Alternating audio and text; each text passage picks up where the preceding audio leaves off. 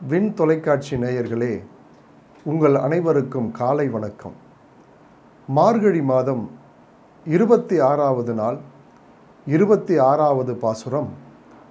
மாலே மணிவண்ணா மார்கழி நீராடுவான், மேலையார் செய்வனகள வேண்டுவன கேட்டியேல், ஞாலத்தையெல்லாம் நடுங்க முரல்வன பாலன்ன வண்ணத்துன் பாஞ்சஜன்யமே, போல்வன சங்கங்கள் பொய்ப்பாடு உடையனவே, சாலப் பெரும்பறையே பல்லாண்டு இசைப்பாரே, கோல விளக்கே கொடியே விதானமே, ஆலில் இலையாய் அருளேலோர் எம்பாவாய். மாலே மணிவண்ணா, மாயத்தை செய்பவன் எம்பெருமானாகிய கண்ணன். அந்த மாயத்தினுடைய விளைவு என்னவென்றால் அனைவருக்கும் மயக்கத்தை கொடுக்கும். மாலே என்றால் மயக்கத்தை தருபவன் என்று பொருள். எம்பெருமான் கண்ணன் பல ராசலீலைகளை ஆயர்பாடியிலே நிகழ்த்தினார்.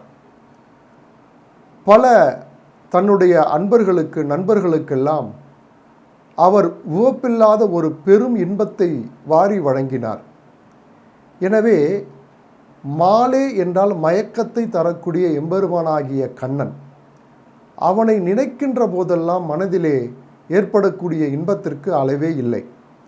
நினைக்க நினைக்க நமக்கு இன்பத்தை கொடுத்து அந்த இன்பத்தினுடைய பயனாக மயக்கத்தை தருபவன்தான் இந்த கண்ணன் எம்பெருமான்.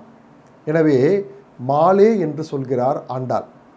மணிவண்ணா, நீல வண்ண நிறத்தில் இருக்கக்கூடிய எம்பெருமானாகிய கண்ணன்.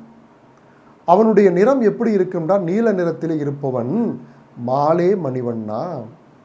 மயக்கத்தை தரக்கூடிய நீல வண்ண நிறத்தில் இருக்கக்கூடிய கண்ணா, மார்கழி நீராடுவான்.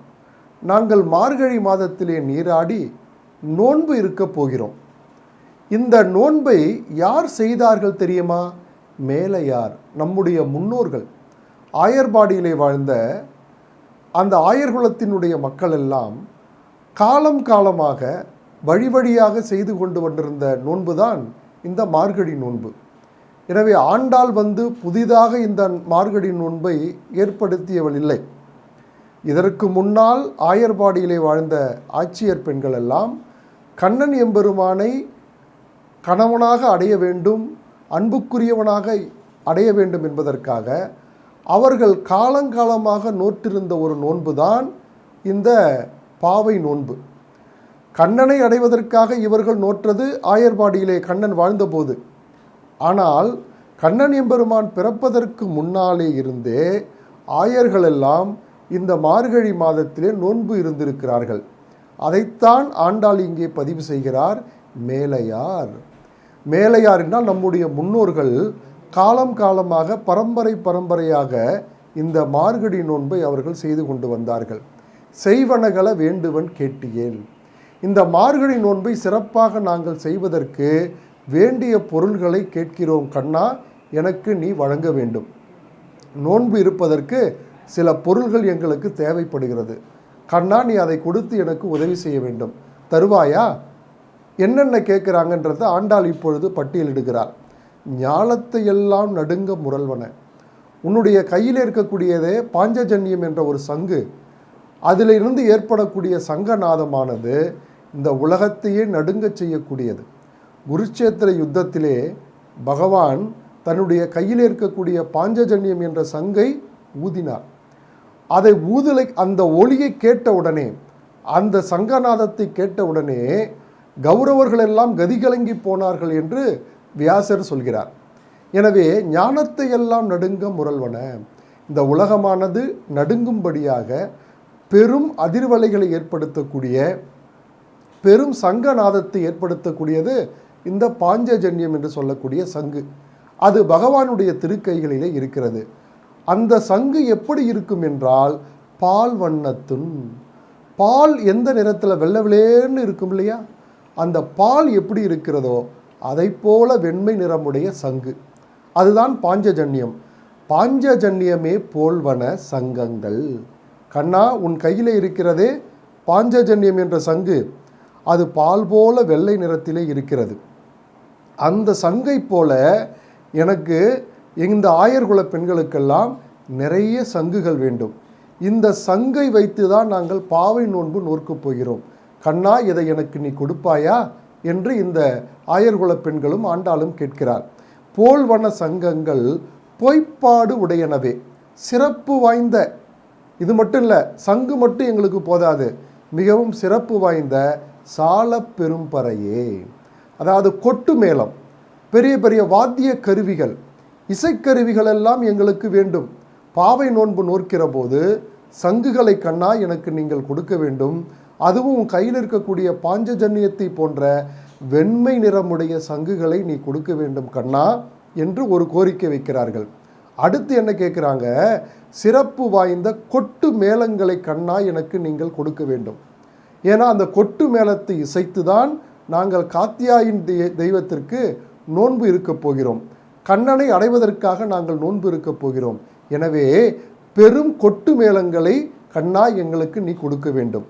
பல்லாண்டு இசைப்பாரே, பல்லாண்டு பல்லாண்டு பல்லாயிரத்தாண்டு பல கோடி நூறாயிரம் மல்லாண்ட தின்தோல் மணிவண்ணா உன் சேவடி செவ்வி திருக்காப்பு என்று பெரியாழ்வார் பாடியதைப் போல பல்லாண்டு இசைப்பாரே, கண்ணா உன்னை பற்றி புகழ்ந்து பாடக்கூடிய அந்த பாடகர்கள் இருக்காங்க இல்லையா, பல்லாண்டு பாடக்கூடியவர்கள், அவர்களையும் எனக்கு நீ தர வேண்டும். பாஞ்சஜன்யத்தை போன்ற வெண்மை நிறமுடைய சங்கை தர வேண்டும். அடுத்து என்ன கேட்குறாங்க பாருங்க, கொட்டு மேளங்களை நீங்கள் தர வேண்டும் கண்ணா. பல்லாண்டு என்று உன்னை இசைத்து பாடக்கூடிய அந்த பாட்டு கலைஞர்கள் இருக்காங்களே, அவர்களையும் எனக்கு நீங்கள் தர வேண்டும். அடுத்து கோல விளக்கே, நல்ல விளக்குகளை கொடுக்க வேண்டும் கண்ணா. ஏன்னா நாங்கள் பாவை நோன்பு இருக்கிற போது யமுனை நதிக்கரையிலே போய் விளக்கு ஏற்றி பாவை நோன்பு நாங்கள் செய்ய வேண்டும். எனவே அதற்கு விளக்கை நீ நிறைய கொடுக்கணும். அப்புறம் கொடியே, பெரிய கொடி கம்பம் வேண்டும். அந்த கொடி கம்பத்தில் விதானமே, நல்ல துணிகள் பறக்க வேண்டும். பெரிய கொடிக்கம்பம், அந்த கொடிக்கம்பத்தினுடைய உச்சியில் துணி கட்டப்பட்டு அது பறக்க வேண்டும். அதெல்லாம் எனக்கு தர வேண்டும் கண்ணா. எப்படிப்பட்ட கண்ணன் நீ?